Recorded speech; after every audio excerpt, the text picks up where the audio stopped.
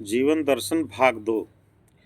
जैसे लोग कहते हैं कि ये शरीर में रूह आत्मा, मुसलमान भी मानते हैं कि रूह है, हिंदू धर्म भी मानती है आत्मा है, क्रिश्चियन भी मानते हैं आत्मा है। आज इस पे एक हम प्रकाश डालेंगे, गंभीरता से सोचिए। अभी तक शायद संभवतः किसी ने ऐसी बात नहीं की होगी, विरली ही कोई बात की होंगी।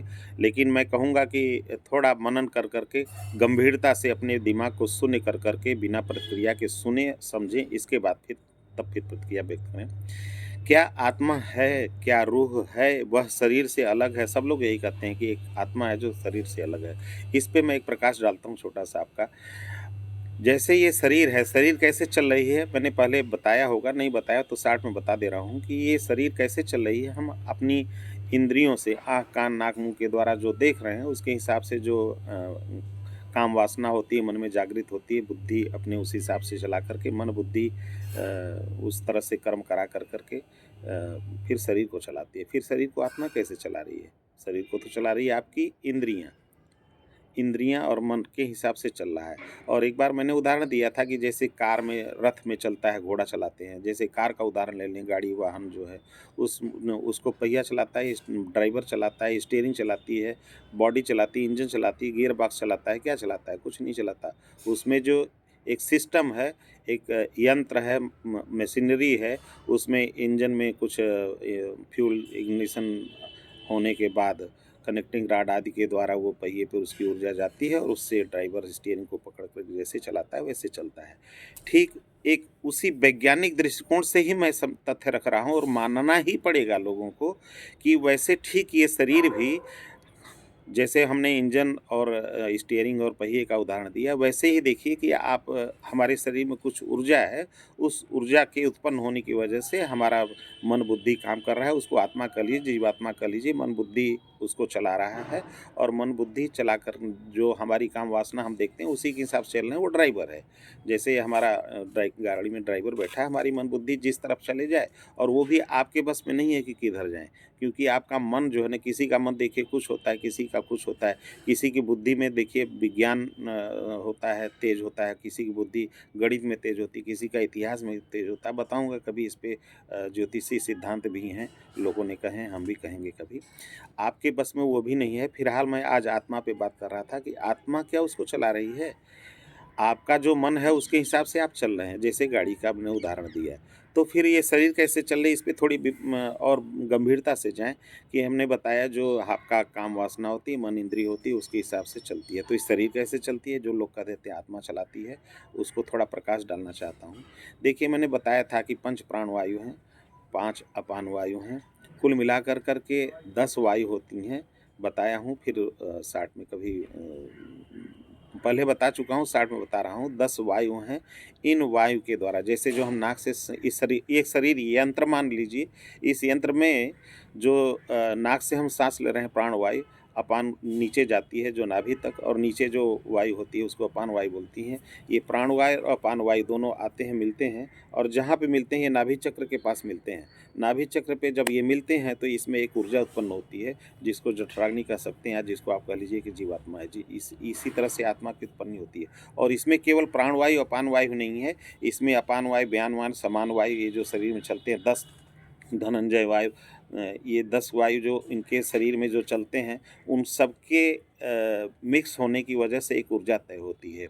आप विचार करेंगे तो पाएंगे कि जैसे आपके शरीर में आपको लग रहा है कि केवल सांस नाक से ले रहे हैं, नहीं, हकीकत में तो ये है कि हम रोम रोम से सांस ले रहे हैं।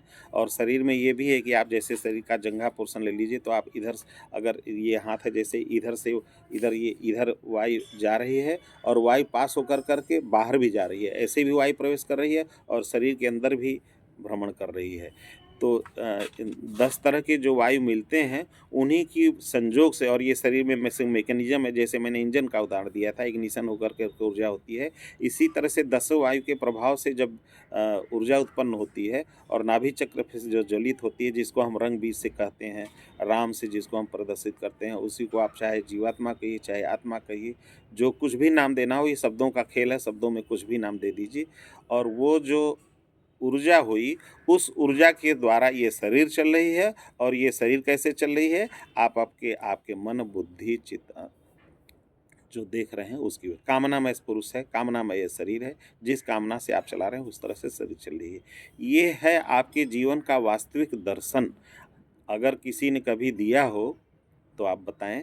हमारे हिसाब से मैं बड़े वैज्ञानिक दृष्टिकोण से दे रहा हूँ कि आपकी जो इच्छाएं, जो कामनाएं, वो आपके बस में कुछ हद तक हैं, कुछ हद तक नहीं हैं। ये निर्णय करता है आपकी विवेक बुद्धि पर, और यही कृष्ण ने उपदेश दिया है गीता में। तो आत्मा, रूह, ये कहना है कि नहीं शरीर में होती है और ये शरीर से अलग है, निकल जाती है। अभी तक मैं भी यही मान रहा था, लेकिन जो मैंने देखा और सुना, और साइंटिफिक दृष्टि से, वैज्ञानिक दृष्टिकोण से और तार्किक दृष्टिकोण से भी मैं समझता हूँ कि ठीक है, अगर है भी कोई तो क्या है, आपके इस स्थूल शरीर से वो उसका जो जुड़ाव किसी बहाने हुआ है। अलग से कोई किसी ने देखा आज तक, विज्ञान इतना कोशिश किया, नहीं कर पाया ना, नहीं देख पाया। क्यों? क्योंकि मेरे हिसाब से ऐसा कुछ नहीं है कि जो निकलता है, लोग कहते होंगे, हो सकता है निकलता भी हो, मैं उस पे बहस नहीं करूँगा। लेकिन मैं उसको एक तार्किक और वैज्ञानिक दृष्टिकोण से कह रहा हूँ कि जैसे मैंने बताया कि प्राणवायु और अपान वायु जब मिलती है, यहाँ मिल कर के जब ऊर्जा उत्पन्न होती है, उससे शरीर चल रही है। और जब ये प्राणवायु, अपान वायु किसी कारणवश जब नहीं, सबसे बड़े कारण यही होते हैं, बाकी 8 वायु जो है वो उसको सहायक होते हैं। और जब ये दोनों नाभि चक्र पे नहीं मिल पाते हैं, वहीं से वापस होने लगते हैं, फिर उसको कहते हैं प्राण का छूटने की क्रिया। अगर मरते हुए व्यक्ति को देखिए आप, तो मरते हुए व्यक्ति की क्या होती है, सांसें धीरे धीरे कम होती हैं। तो क्या होता है, जो हम प्राणवायु अपान वायु जो लेते हैं, नाभि चक्र तक जो जाता है ना, उसका कनेक्शन टूटता है। इसीलिए देखिए सबसे पहले पैर ठंडा शुरू होना पड़ता है। क्यों? क्योंकि जब नाभि चक्र के नीचे अपान वायु जो होती है वो जब नहीं मिल पाती है, तो जो प्राण वायु से ऊर्जा मिल रही है उसको हृदय और ये सब ग्रंथियों से, वो ऊर्जा नहीं मिल पाती है। तो जो नीचे अपान वायु बहती है, इसीलिए लोग मरते समय कहते हैं मलमूत्र विसर्जन हो जाता है, क्योंकि अपान वायु ही कारण होता है मलमूत्र के विसर्जन का। और वो मलमूत्र विसर्जित करता है, धीरे धीरे आपका पैर ठंडा होता है पहले, फिर इसके बाद धीरे धीरे धीरे जैसे प्राण वायु छोटी होती जाती है, देखिए आदमी बड़े मुश्किल से फेफड़ा और शरीर की यंत्र क्रियाएँ जो होती हैं, वो प्रयास करती हैं पूरा सांस लेने की, और लंबी लंबी सांस लेता है। लेकिन वो प्राणवायु का जो छूटना होता है, वो भी एक मैकेनिज्म के थ्रू है, जिसको कहते हैं कि भगवान के अधीन है। लेकिन वो एक मैकेनिज्म है जिसकी वजह से वो धीरे धीरे धीरे धीरे छोटी होती जाती है। सांस वायु जब छोटी होती जाती है, तो धीरे धीरे धीरे धीरे धीरे जब सांस जब यहाँ से जब इसका कनेक्शन विशुद्ध वायु से जब गले तक जाता है, तो फिर उसमें जो धनंजय होता है ना, धनंजय जो जो वायु होती है, वो उसको वापस तक नहीं ले जा सकती। इसके बाद फिर प्राणवायु अपान वायु का डिसकनेक्शन ही मृत्यु की तरफ बढ़ने लगता है। अब योगी लोग जो कहते हैं कि अपान ये वो अपने वायु को यहाँ से ब्रह्मरंध्र से निकालना, नाक से वायु निकालना, ये हो सकता है उनका अपना दर्शन होगा। मैंने तो अभी उस विषय पे मैं अभी उतना पहुँचा हुआ योगी नहीं हूँ, मैं नहीं पहुँच पाया। लेकिन मेरे हिसाब से दर्शन मेरा यही है कि मृत्यु यही है। मृत्यु कुछ जो आत्मा का निकलना कहते हैं, उसके बजाय मैं ये समझता हूँ कि प्राणवायु और अपान वायु का डिसकनेक्शन, कनेक्ट न होना ही मृत्यु का कारण बनता है। अब जो लोग कहते हैं रूह मृत्यु अलग होती है, तो वो उनको मुबारक हो सकता हो। वो ऐसा अगर है भी तो क्या है? अगर है भी तो आप ये देखें कि मैंने देखा है, मैंने महसूस किया है कि जो जैसे इलेक्ट्रॉन, प्रोटॉन, न्यूट्रॉन होता है, इस पे एक दूसरा वीडियो बनाऊंगा जीवन का दर्शन भाग 3 में।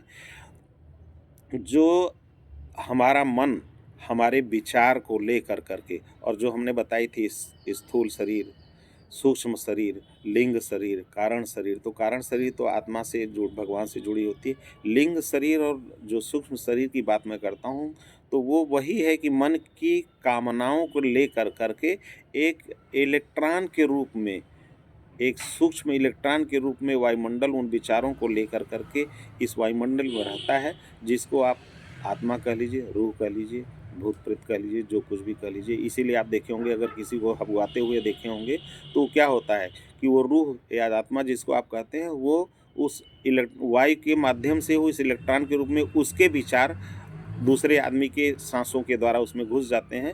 तो इस समय जिसके शरीर में वो घुसता है, वो अपना शुद्ध बुद्ध खो देता है। क्यों? क्योंकि उस समय जो कंट्रोलिंग होती है उस इलेक्ट्रॉन की होने लगती है। तो आत्मा, रूह शरीर से कुछ पृथक है, अलग है। ये बड़ा गंभीर विषय है, इसको मैं कटाक्ष नहीं कर रहा हूँ। लेकिन अगर मेरे हिसाब से आत्मा जैसे किसी से कहा जाए गाड़ी के अंदर आत्मा क्या है, तो उसके अंदर जो इग्निशन के द्वारा जो इंजन पैदा हुआ वो आत्मा कह देंगे। उसी तरह से हमारे जीवन में इस आत्मा तत्व को लोग समझें, अभी तक शायद आत्मा पे इतना बृहद प्रकाश किसी ने भगवान जाने दिया कि नहीं दिया हमें नहीं पता।